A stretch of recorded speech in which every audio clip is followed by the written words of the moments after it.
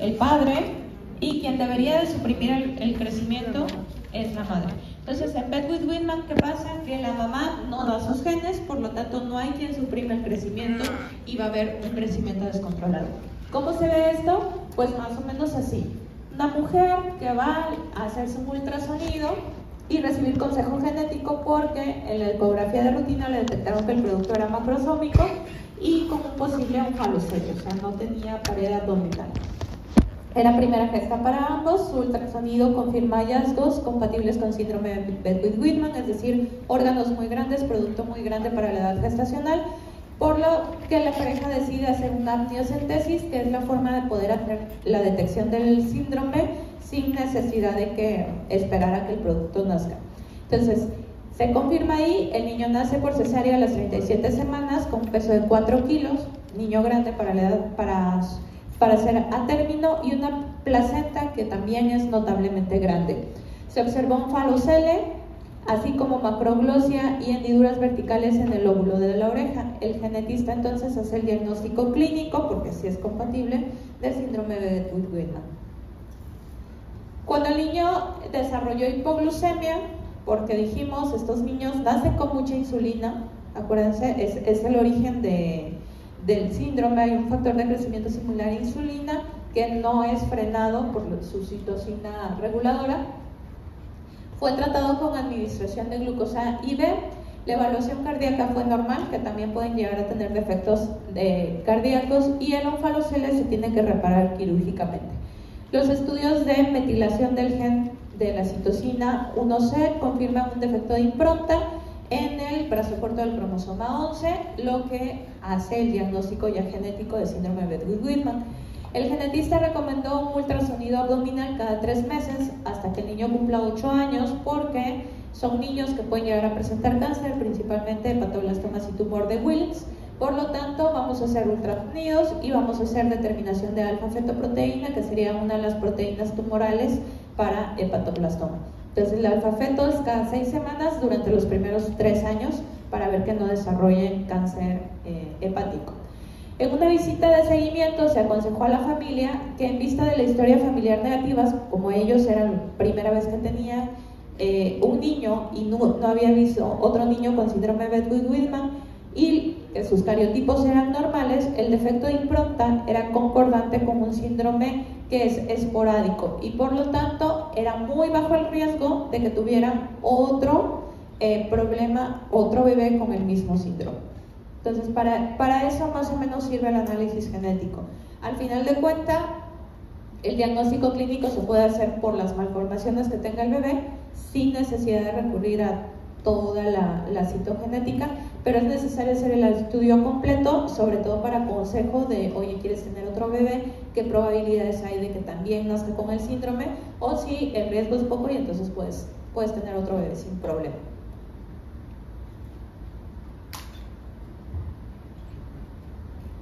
Y el síndrome espejo, que es de la misma región, pero que es por falta de genes paternos de crecimiento, sería el síndrome de Russell-Silver.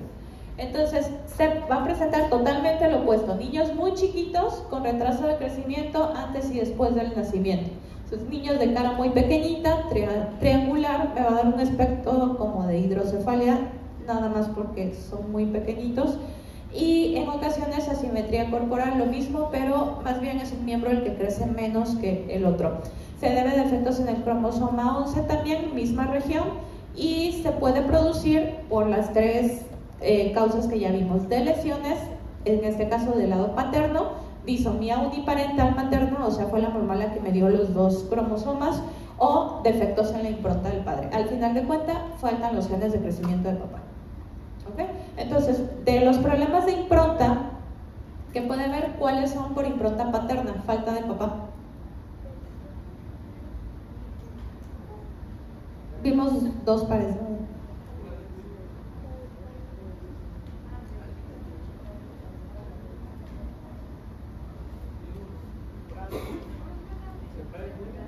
Sí, o sea, ¿cuáles son de papá y cuáles son de mamá? Por impronta paterna y por impronta materna. Prader-Willi y Russell-Silver, ¿ok? Y de impronta materna sería Angelman y Beckwith-Whitman. para que se acuerden. Ok, entramos entonces a anticipación y expansión de repeticiones. El fenómeno de anticipación se refiere al hecho de que haya enfermedades en la familia que parece que se van agravando conforme pasan las generaciones y que cada vez las personas lo sufran a una edad más temprana.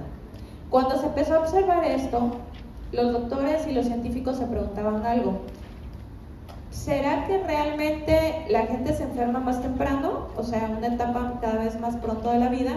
¿O será más bien que estamos detectando, tenemos más herramientas de detección y por eso nos estamos dando cuenta de que pues hay más enfermedades? Algo como la discusión actual sobre autismo, ¿no?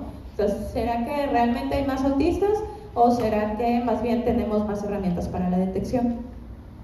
Y se llegó a la conclusión de que es un poco de ambas cosas, ¿ok? O sea, sí existen enfermedades que realmente pueden transmitirse de generación en generación y con cada generación empeorar la forma de enfermedad y presentarse en niños cada vez más pequeños o en una edad cada vez más pequeña, pero también pues sí tenemos más herramientas para poder diagnosticar enfermedades y por lo tanto nos podemos dar cuenta de esto. Y estas enfermedades que realmente sí es un fenómeno biológico que se presenten en edades más tempranas se llaman enfermedades con fenómeno de anticipación. ¿Qué quiere decir? Pasa de una generación a otra cada vez más jóvenes. Y estas enfermedades son producidas por un tipo específico de mutación que ya vimos, que es expansión de tripletes. ¿Se acuerdan cómo funcionaba esto? ¿Qué pasaba? Se repiten tres bases de un lado. ¿Por qué?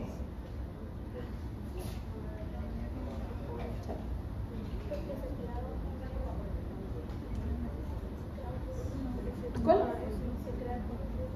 Se crea un bucle. Estas enfermedades ocurren específicamente en genes que de forma natural, de forma fisiológica, tienen expansión de tripletes. Pero estas regiones que contienen expansión de tripletes son unas regiones que tienen como esa predisposición a que pasen estas mutaciones. ¿Por qué? ¿Qué pasa? Viene la polimerasa. ¿Qué tendría que hacer? Avanzar, ¿no? 5' a 3'. Entonces, escribir lo que hace normalmente. Pero si la región que está escribiendo es lo mismo y lo mismo y lo mismo, normalmente se atora. Y estas regiones repetidas tienden a deslizarse sobre sí mismas. ¿Qué es esto? Forman esta burbuja, este bucle. Y entonces la polimerasa va avanzando y en vez de poder avanzar hacia adelante, esos pares de bases que va escribiendo se van deslizando hacia el bucle. Entonces se va haciendo más repeticiones sin que la polimerasa pueda avanzar, ¿ok? Y así es como se expanden los tripletes. Normalmente hay proteínas que tienen muchos tripletes repetidos. ¿Cuál es el problema? Cuando nos pasamos del límite de tripletes que puede haber.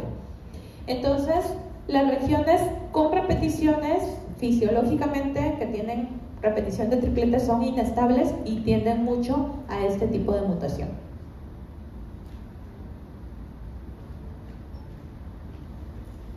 Un ejemplo de este tipo de enfermedad ya lo vimos en el examen y era enfermedad de Huntington, ¿ok?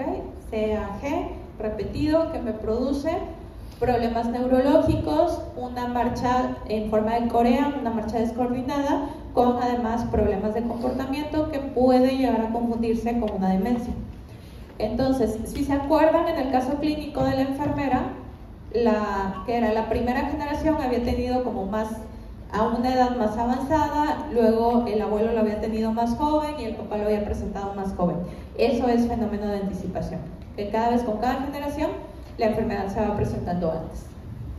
Entonces, una de las enfermedades también se llama distrofia mioclónica. Aquí lo que pasa es una enfermedad de herencia autosómica dominante muy rara, una en cada 8.000 personas, pero va a ser la distrofia muscular más frecuente en el adulto. ¿Qué es lo que pasa? Hay deterioro del músculo y hay una incapacidad del músculo para poder relajarse después de que se contrae. Puede haber también el músculo, estoy hablando de músculo esquelético, también de músculo cardíaco, entonces puede haber arritmias provocadas por esta problemas de contractilidad y también puede haber atrofia de testículos y resistencia a la insulina. El gen afectado es una proteína sinasa del cromosoma 19 y la mutación va a ser una repetición de un triplete que es citosina, tinina, guanina, que se halla en el extremo 3' y que no va a ser traducido, o sea, es intrón o exón. Intrón.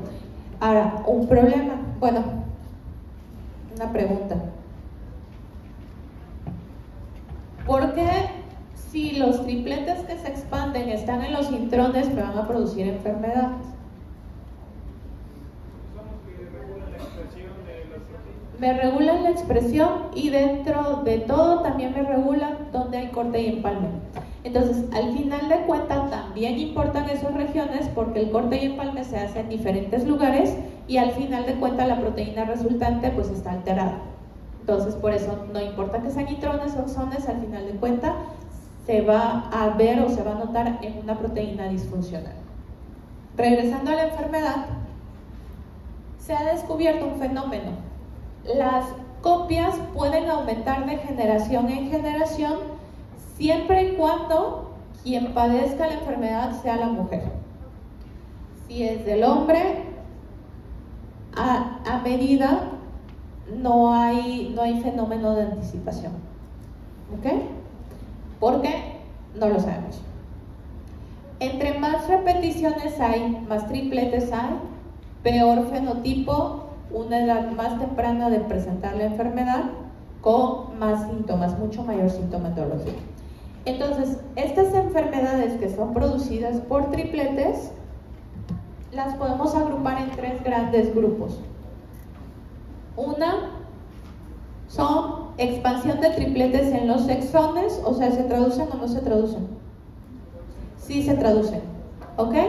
Y cuando sí se traduce, cuando el problema es en una región que sí se traduce, va a aumentar cuando el padre la hereda, ¿ok?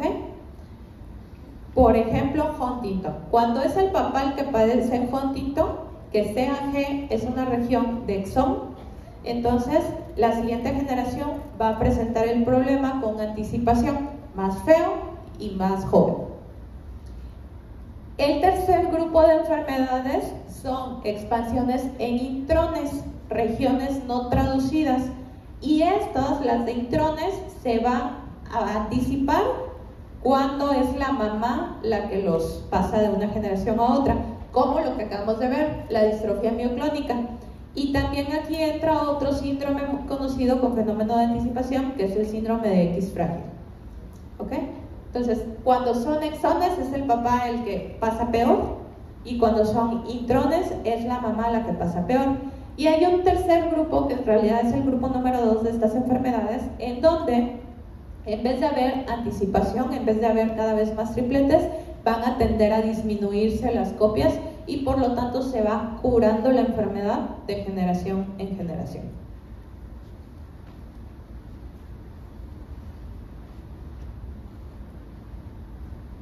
Entonces vamos a hablar del síndrome de X frágil. ¿Alguien sabe o alguien leyó por qué se llama así?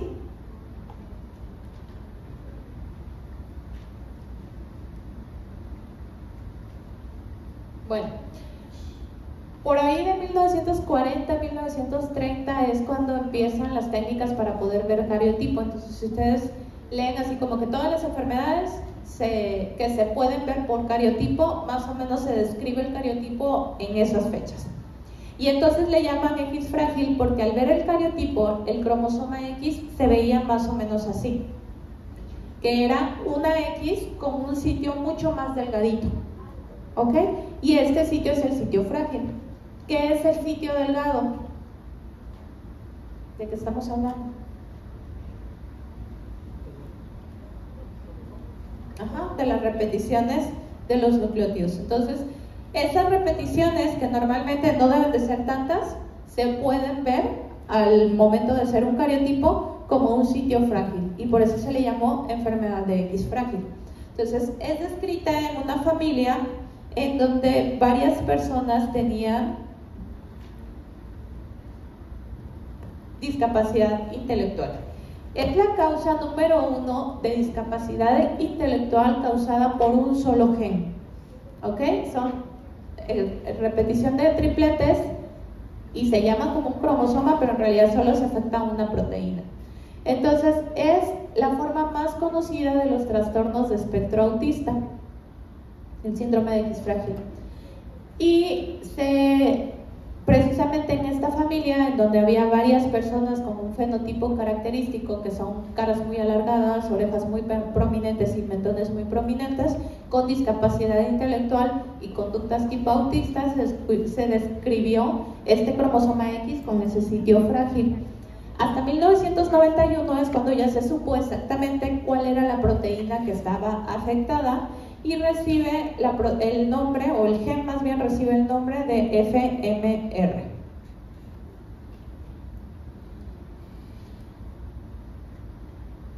Este gen es un gen que tiene normalmente tripletes repetidos. En este gen, los tripletes que se repiten son citosina, guanina, guanina.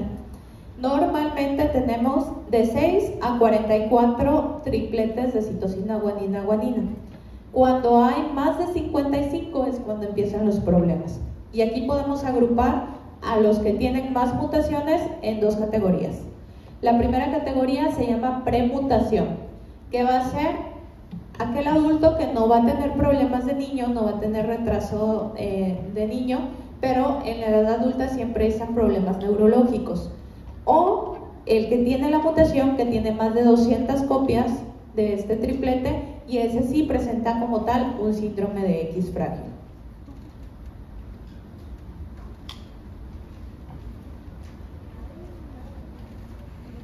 Entonces, lo normal es de 654 copias de la proteína totalmente funcional, totalmente normal. Una premutación ya se empieza a ver como un pedacito aquí que le sobra el cromosoma X, y esa va a dar normalmente problemas dependiendo de si es hombre o mujer después de los 40 a 60 años. Y una mutación completa pues va a ser un niño desde pequeño con problemas de deterioro intelectual y conducta tipo autista. Una proteína muy muy grande.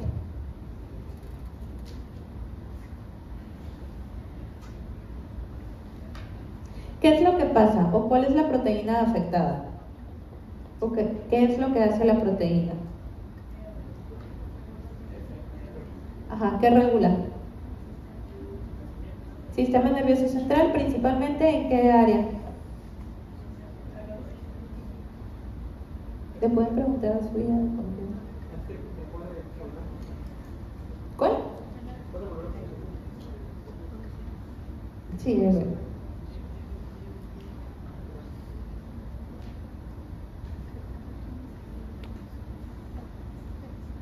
Entonces, ¿qué hacía FMR?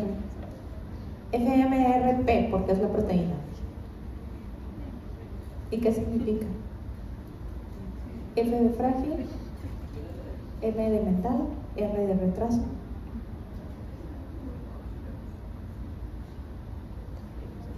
Entonces, ¿qué hacía?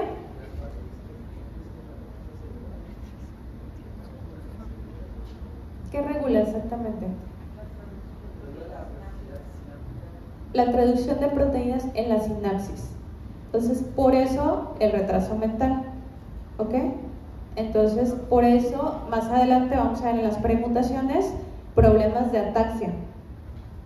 Entonces, tiene que ver con el papel de la proteína al momento de transmitir señales sinápticas. Si la proteína está mutada, entonces no se pueden producir las señales sinápticas y entonces hay un deterioro cognitivo. Que no solamente, vamos, lo más visible a lo mejor sería el deterioro cognitivo, pero el fenotipo también se cree que es causada por alteraciones al momento de mandar señales de desarrollo. Entonces, se han identificado, o más bien, el X frágil no es propio de una sola raza, se ha identificado en todos los grupos étnicos. Es más frecuente en los varones porque es de cromosoma X, entonces en las mujeres va a ser mucho menos frecuente, casi al doble en varones que en mujeres. Las expansiones de más de 200 repeticiones de tripletes me van a explicar los síntomas y va a haber un déficit del funcionamiento de la proteína que va a regular la síntesis de proteínas durante la sinapsis y va a participar en la proliferación de células progenitoras durante la etapa embrionaria. Entonces, ¿cuál va a ser la característica de que esto no funcione? Primero, un fenotipo característico, niños con cara muy alargada, orejas muy prominentes, región muy prominente. Al nacimiento se puede observar macrocefalia. También también hay problemas en la regulación hipotalámica para genitales. Va a ser niños con macroorquidismo. Y durante la infancia se empieza a ver retrasos psicomotor y en el lenguaje. Va a ser problemas básicamente de espectro autista con movimientos repetidos, con esquivar la vista, el aislamiento, la cara alargada, el paladar alto, los trastornos del tejido conectivo. También va a tener problemas de mucha hiperelasticidad y esto le puede traer problemas a nivel de válvulas cardíacas, sobre todo válvula mitral, que puede haber prolapsos y también puede haber estrabismo por esta misma hiperelasticidad. Pueden llegar a presentar crisis convulsivas o vómitos frecuentes en la infancia producida por esta disregulación de proteínas durante la sinapsis. Las mujeres, por otro lado, es una enfermedad que se considera dominante ligada a X, pero pues las mujeres somos mosaico. Entonces, va a depender de qué proporción de X frágiles se expresen en realidad, o sea, hacia dónde esté el silenciamiento de las X. Entre menos X enferma sea, pues va a ser una mujer que va a tener un fenotipo más leve de la enfermedad. Entonces va a depender mucho de cuántos X se estén manifestando. En términos generales, una mujer va a estar menos afectada que el varón, aunque el fenotipo va a ser muy parecido, la cara larga, y las mujeres que llegan a tener problemas cognitivos francos va a ser casi como los varones. ¿Qué pasa con las premutaciones? En las premutaciones no tenemos el fenotipo característico, tampoco tenemos la conducta autista. Lo que tenemos es que una vez ya siendo adultos, los hombres empiezan a tener problemas de la marcha. Un síndrome que se llama temblor-ataxia relacionada con X frágil. Entonces va a ser descoordinación motora como un trastorno neurodegenerativo de inicio tardío. Va a afectar más a los hombres y va a haber neuropatía periférica, va a haber deterioro cognitivo y parkinsonismo, temblor. Mientras que las mujeres se va a manifestar más en forma de insuficiencia ovárica, y esto por la falta de conexión entre hipotálamo, y va a ser básicamente una menopausia temprana, una disfunción ovárica antes de los 40 años con amenorrea, deficiencia de estrógenos y por lo tanto mayor riesgo de presentar osteoporosis y enfermedades cardiovasculares producidas por esta disregulación.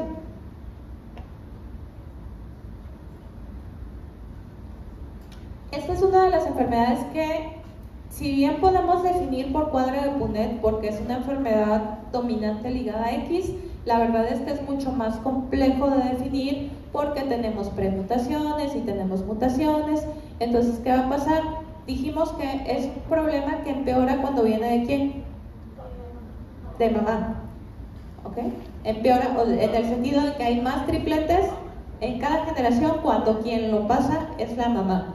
Entonces, existe la propuesta de llamarlo solo ligado a X porque engloba más. O sea, si una mamá, por ejemplo, es portadora de premutación, puede heredarlo como un X frágil a sus hijos. Ella no tener todos los síntomas, pero sus hijos sí. Pero a la vez, si un hijo se lo hereda a un hijo, pues no va a haber entonces empeoramiento. Entonces, eso es lo que lo hace complicado de inferir. Su diagnóstico correcto va a requerir estudio molecular porque tenemos que ver exactamente cuántas repeticiones de triplete hay para definir si la enfermedad es una premutación o una mutación y cuál es la probabilidad de que pase en las siguientes generaciones. Si una mujer porta una premutación, va a tener el 50% de riesgo de transmitir el alelo a su descendencia porque puede dar cualquiera de los dos X, entonces el enfermo o el que está mutado, y de que las repeticiones se puedan expandir durante la ovogénesis porque es ella la que va a producir el aumento de tripletes. El 50% de las portadoras de mutación completa van a tener discapacidad intelectual de grado variable y 50% de riesgo de transmitir el alelo a toda su descendencia, ya con un X frágil franco. Y acuérdense, aunque puede haber problemas de fertilidad, en realidad no es que se consideren infértiles, entonces sí pueden llegar a tener descendencia. Hasta el momento no existe un tratamiento curativo y se tratan de forma interdisciplinaria, es decir, el genetista para hacerte el abordaje completo y correcto, neurólogo, psicólogo, psiquiatra para el manejo del trastorno autista y de comportamiento, y terapia del lenguaje también, porque va a estar retrasado tanto la parte motriz como del lenguaje. ¿Dudas? ¿Preguntas? Terminamos.